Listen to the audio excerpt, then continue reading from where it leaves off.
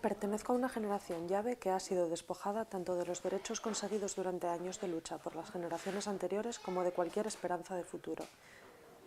La pérdida de poder efectivo de los estados, propiciada por la hegemonía de una casta política corrupta al servicio de las grandes empresas, ha provocado que incluso las mínimas garantías sociales estén en grave peligro. El desmantelamiento de los sistemas públicos de educación, sanidad y pensiones no es más que otro de los engranajes de esta crisis estafa generada por unos pocos para su propio beneficio. Soy Lucía Montejo y pertenezco al Círculo de Podemos Oviedo. Me presento como candidata a las primarias abiertas para la elaboración de las listas de las próximas elecciones europeas. Tras años de desencanto, veo en Podemos una oportunidad única de regeneración democrática, de cambio, de construcción de soberanía, por y para las personas.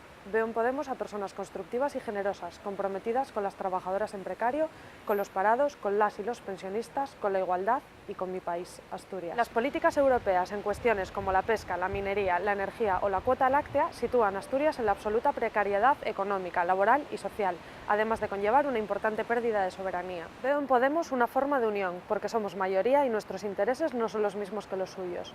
Y veo que no solo podemos, también debemos y queremos.